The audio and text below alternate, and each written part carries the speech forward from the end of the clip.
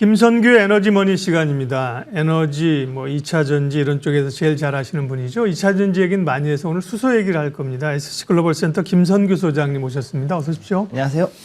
예, 수소도 모멘텀이 좀 나올 때가 되긴 됐는데 최근에 일산 킨텍스에서 열린 2023 H2 및 수소 산업 전시회라면서 여기 다녀오셨다고요? 예. 이건 어떤 전시회고 또 어떤 것이 최신 경향이었는지 못 가본 저희들을 위해서 다녀오신 얘기를 좀 해주십시오. 네, 일단 그 H2 미트가 이제 원래 그 이전에 수소 전시회 2년 전에 나왔던 걸 이제 이렇게 이름을 바꿔가지고 이제 매년 이제 하는 행사가 됐고요. 보통 여기에서는 킨텍스에서 보통 K 배터리 부품하고 그 다음에 소재 관련 그 전시회도 같이 합니다. 이때 그래서 두 가지가 같이 이제 진행이 됐는데.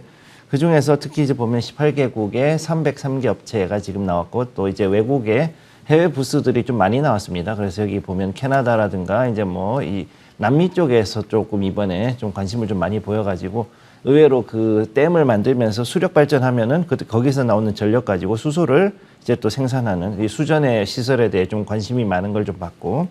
그다음에 지금 보면 이제 세아그룹이나 한화그룹, 그다음에 이제 코롱그룹 같은 이런 데가 좀 신규로 상당히 좀 크게 나왔어요. 그래서 이런 거를 봤을 때 기존에 있던 그 일진그룹이나 아니면은 그 여기 그 다른 그 현대자동차, 현대기아차, 그다음 포스코 이런 데 말고도 이제 고려아연 같은 데도 지금 나오고 해서 재계가 사실 거의 총출동했다고 보시면 되겠습니다. 그래서 여기 보면 이제 이번에 수소 생산부터 해가지고 저장 운송까지 이제 이전에 비해 가지고 상당히 좀 더 구체화되어 있는 그런 그 제품들이 나오고 그 다음에 활용 기술이 그만큼 지금 나와 있는데 지금 여기 나와 있는 그 사진들을 보시면 이게 제가 현재 전시회에서 이제 찍은 것들이고요. 그래서 여기 보면 이제 일진 하이솔루스라든가 그 다음에 이제 여러 회사들이 지금 쭉쭉 나오고 있는 거를 보실 수가 있겠습니다. 네, 보여드린 사진은 김선규 소장 제공입니다. 사진도 잘 찍으시네.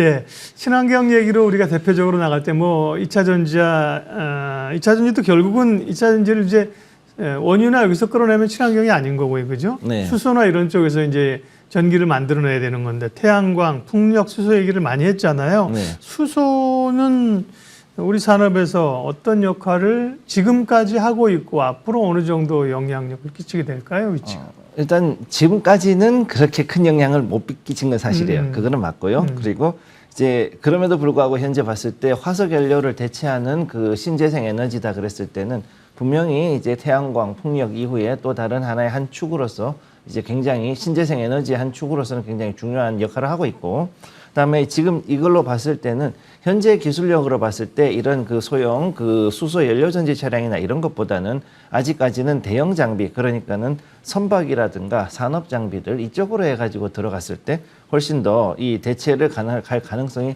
훨씬 더 커 보인다는 게 일단 첫 번째 지금까지의 경향이 되겠습니다. 네. 다음 두 번째는 뭐냐면은 지금 그 친환경 연료 전지 발전 그러니까 퓨얼셀이라 그러죠. 퓨얼셀 발전 수소 퓨얼셀을 가지고서 가는 이 클린 발전이 이제 가능해지고 있고 이쪽에 관련된 업체들이 많이 늘어났어요.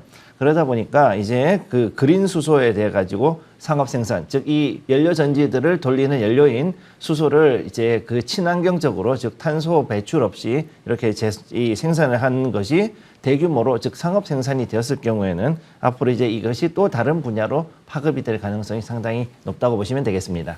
우리 경제 전체에 이제 수소 에너지라는 것이 차지하는 영향력에 대해서 여쭤봤고요.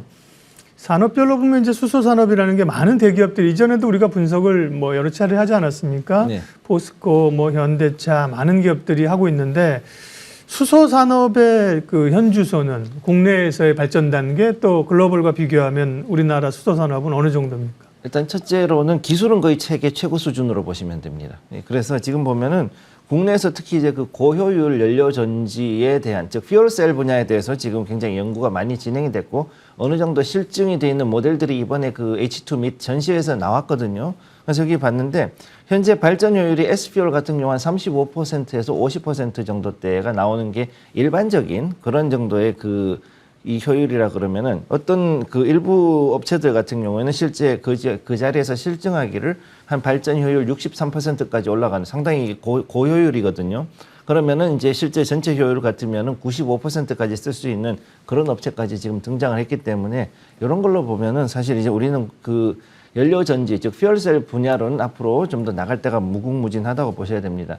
그리고 여기에 맞춰가지고 이제 그 소재 분야가 또 그만큼 받쳐줘야 되는데 지금 보면은 이번에 세아그룹이라든가 포스코그룹 같은 데서 그 이 수소 취성에 어느 정도 견딜 수 있는 특수 소재들, 그 다음에 스테인레스 그런 부분에 대한 것들이 굉장히 좀 움직임이 활발해진 거를 볼 수가 있었습니다. 네.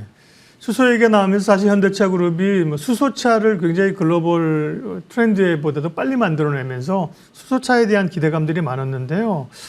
전기차는 많이 늘어나는데 수소차는 그렇게 시제품이 나오고 나서 주변에 타고 다니는 분들을 보기 어렵고 확장성이 좀 떨어지는 것 같기도 합니다. 왜 그렇습니까? 네. 일단 가장 큰 이유는 인프라 때문인데요. 네, 충전소가 역시 충전소가 적어서 그렇죠. 네. 네, 지금 일단 비상장이긴 하지만 삼성 ENC라는 기업이 있는데 이 네. 기업이 사실 우리나라의 거의 대부분의 한 90% 정도 되는 그 충전소의 부품을 만들고 또 그다음에 실제로 건설을 하는 업체인데 여기서 얘기하는 걸 보면 아직까지 그렇게 그 많은 그 충전소를 건립을 하지는 못한 상황이에요, 지금까지. 근데 앞으로 이제 전망은 좀 더 좋아진다고 얘기는 하는데 지금 여기 수소차 상용 모델 같은 경우는 토요타 미라이하고 그다음에 현대차의 넥소 이외에는 현재 전 세계적으로는 수소차가 상용화 모델은 없습니다.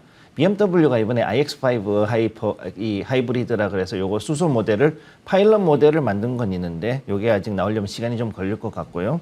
그래서 제주도 같은 경우는 이번에 2024년부터는 5톤 이상의 트럭은 전부 수소 트럭으로 바꾼다. 그래서 지금 그 이번 전시회에서 나왔던 게 현대 기아차 부스에서 그 5톤 이상 트럭에서 뭐 그 쓰레기 청소차라든가 아니면 뭐 여러 가지 트럭들이 이제 그렇게 변환된 걸 볼 수 있었고 그다음에 지금 현재 제주가 지금 행원이라는 데서 지금 수전의 설비를 가지고 이 그린 수소를 만들려 하고 있는데 여기서 연산 1,200톤 정도의 그린 수소를 2025년까지 이제 생산하려는 그런 계획을 세우고 있습니다. 네. 그러니까 수소 에너지를 만들어서 차량용 발전을 사용한다든지 네. 또 연료 전지를 통해서 발전 이런 거 우리 주로 이제 국내 수소 산업이 수소를 어떻게 사용할지에 대해서만 집중한 측면이 많은 거 아니냐. 어떻게 생산해낼 것에 대한 고민이 없다는 지적도 있는데요. 그 부분에 있어서 해외 기업들의 경향이나 또 국내 기업들도 이 생산 측면에서는 어떻게 진행하고 있는지 국내 해외 묶어서 얘기해 주십시오. 네, 지금 일단 보면은 우리나라가 지금 수소 경제 로드맵을 3단계로 만들어 가지고 있고 지금 네. 2단계로 들어가 있거든요. 예. 2022년부터 30년까지 요때 가지고서 이제 2단계로 들어가 있는데 아직까지 우리나라가 수소차 점유율은 상당히 약세에 들어가 있는 상태입니다. 그래서 지금 보면은 우리가 쓸 줄만 알았지 실제로는 이 수전의 시설이라든가 아니면은 또 다른 그 그린 수소를 만드는 방법에 대해 가지고서는 아무래도 기술적 그 분야는 아직까지 조금 더 취약한 부분이 있고 이쪽은 오히려 독일 쪽이 좀 더 발전해 있는 상태거든요.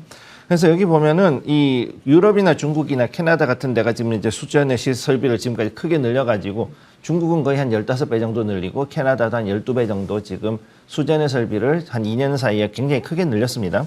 근데 거기에 비해서 우리나라 같은 경우는 지금 이제 조금 걸음마 단계긴 하지만 아무튼 올해부터 지금 여기에 나오고 있는데 그 지난달에 성남에서 그 수전의 시설이 이제 생겼어요. 그래서 거기에서는 이제 그린 수소 생산 시설이 이제 준공이 됐고 거기서부터는 하루에 수소차 한 40대 정도 분량 그러니까 700kW 정도의 수전의 소수력 발전을 통해 가지고 이제 생산하는 게 하나가 있고 그다음에 제주도 행원이라는 동네 가면은 거기에 또 이제 수전의 단지 실증 모델을 지금 만들어 놨는데 거기에서 지금 그 만들어진 수소가 다음 달 그러니까 10월 달부터는 제주도 내에 그 수소버스에 공급이 됩니다. 그래서 이런 걸로 봤을 때는 이제 조금씩 그래도 어느 정도 지역 지자체를 중심으로 움직이는 게 보이고 있고 그 다음에 SK가스가 이제 앞으로 LPG, LNG 그 다음에 이제 수소까지 해가지고 삼각편대로 가동을 해가지고 요 가스를 이제 확실하게 친환경적으로 드라이브를 걸고 있는 이런 모습을 보실 수 있겠습니다. 수소 산업 얘기했는데요. 마지막으로 수소 관련된 투자 아이디어 정리해 주시겠습니까? 네, 일단 지금 고유가가 조금 더 지속되면 아무래도 2차 전지뿐만 아니라 이제 앞으로는 수소 쪽으로도 많이 눈을 좀 돌릴 것으로 보이고 있고 그래서